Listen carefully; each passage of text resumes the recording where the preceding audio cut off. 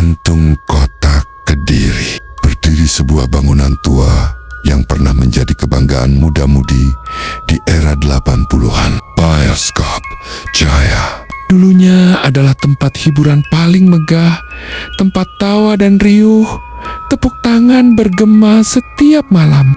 Namun seiring waktu, layar itu padam, DVD datang, penonton menghilang, dan pintu bioskop terkunci selamanya. Sejak saat itu, gedung besar ini terdiam, lapuk dimakan usia. Kursi-kursi penonton masih berjajar, namun berdebu. Atapnya bocor, dindingnya runtuh, dan hanya menyisakan bayangan masa lalu. Tapi bagi warga Kediri, gedung kosong ini bukan sekadar bangunan tua. Mereka menyebutnya Temple Anchor, tempat di mana suara tawa masih terdengar, langkah kaki masih berlari, dan sosok-sosok yang tak seharusnya ada menampakkan diri.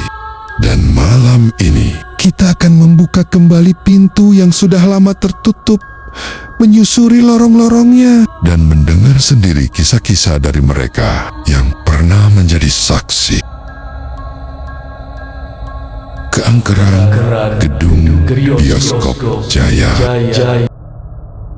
Namaku Pak Surono. Dulu aku satpam di bioskop Jaya tahun 80-an. Tempat itu dulu megah, penuh muda-mudi. Tapi setelah tutup, bangunan ini bukan lagi tempat hiburan. Ia berubah jadi rumah bagi sesuatu yang tak terlihat. Banyak pengalaman horor yang saya alami sewaktu masih menjadi satpam di bioskop Jaya ini. Suatu malam, saat saya sedang mengecek seluruh ruangan bioskop, saya pada saat itu melewati bagian loket penjualan tiket. Tiba-tiba, punggungku panas, seperti ada yang menatap. Waktu kutoleh, ada sosok tinggi besar di balik loket.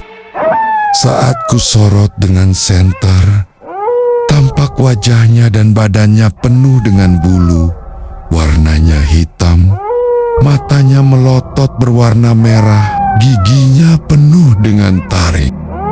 Melihat itu saya langsung lari terbirit-birit. Malam itu saya tidak berani keliling memeriksa gedung bioskop itu. Pernah suatu malam, saat saya menggantikan shift, jaga teman saya yang pada saat itu sedang sakit, saya sedang mengecek ruang proyektor. Ruang proyektor itu terletak di bagian atas di belakang ruang penonton. Jadi, kalau kita ke ruang proyektor, harus melalui tangga dahulu. Tangga menuju ruang proyektor itu berbentuk huruf L. Saat saya naik ke tangga itu saat mau belok, saya melihat sepasang kaki sedang berayun-ayun. Kaki itu bergelantung di tengah jalan anak tangga, seperti orang gantung diri. Saya penasaran pada saat itu, lalu saya beranikan diri mendekat. Saat saya dekati, saya melihat sosok wanita berambut panjang dalam posisi gantung diri. Matanya melotot merah, lidahnya keluar panjang, dan yang lebih menakutkan, dia tertawa cekikikan.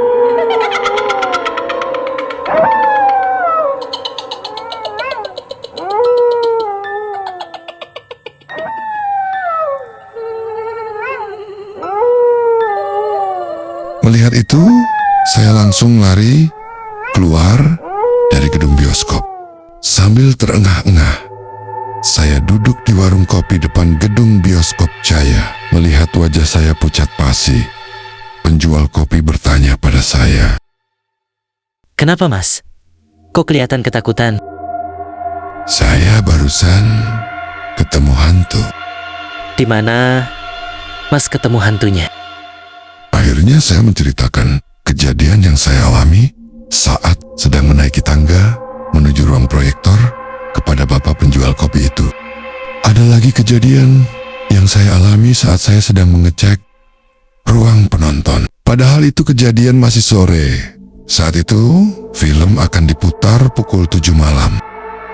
Sebelum film diputar dan penonton masuk, kira-kira pukul 6 petang. Saya cek seluruh ruangan penonton, karena sebelumnya, di jam sebelumnya, sudah diputar film. Jadi tugas saya mengecek apakah ada barang dari penonton yang ketinggalan atau tidak. Lalu saya cek satu persatu kursi tempat duduk penonton. Tiba-tiba di salah satu pojokan tampak bayangan hitam seseorang. Ketika saya dekati, betapa terkejutnya saya. Sosok yang duduk di kursi paling pojok itu berwujud laki-laki berwajah pucat, matanya bolong hitam, serta kakinya buntung. Lalu saya teringat cerita teman-teman bahwa dulu saat pembangunan gedung bioskop ini ada sebuah kecelakaan yang menewaskan salah satu pekerja. Pekerja itu tertimpa besi bangunan sehingga menimpa kakinya dan tewas seketika. Kemudian segera aku bacakan doa untuk arwah penasaran itu. Tak lama kemudian, hantu tersebut perlahan menghilang dari tempatnya. Pernah juga aku dengar suara tawa perempuan, tawa panjang, menusuk telinga. Tawa yang sampai sekarang masih terngiang di telinga saya. Malam itu sebetulnya saya tidak waktunya jaga. Saat itu saya menemani temanku Darno yang bagian di proyektor. Sambil nunggu Darno memutar film, saya tidur di ruang proyektor. Lalu saya terbangun dan saya lihat Darno sudah tidak di ruang proyektor lagi. Dan pemutaran film terakhir di malam itu sudah selesai. Saya tidak tahu jam berapa saat saya terbangun. Mungkin sudah sekitar pukul 12 malam. Lalu saya memutuskan untuk turun dari ruang proyektor. Saat saya melewati bangku penonton, saya melihat seorang perempuan berambut panjang duduk di bangku penonton di baris kedua. Saya kira dia penonton yang ketiduran. Akhirnya saya mendekati perempuan itu.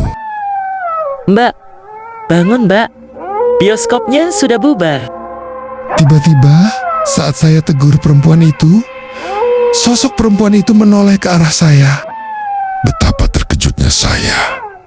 Sampai-sampai saya berteriak sekencang-kencangnya.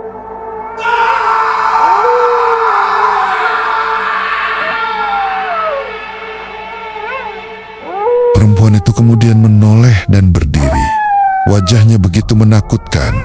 Mulutnya lebar, giginya menyeringai tajam, dan matanya merah. Dia melihat saya sambil tertawa cekikikan.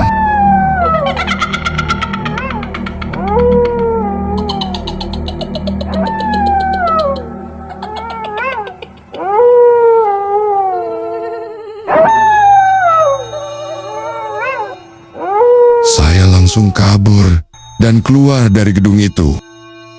Sampai sekarang, aku masih ingat jelas wajah-wajah itu. Bioskop Jaya bukan sekadar bangunan tua, ia rumah bagi arwah yang tak pernah pergi. Dan jika kalian berani masuk, mungkin kalian akan jadi penonton berikutnya yang tak bisa pulang.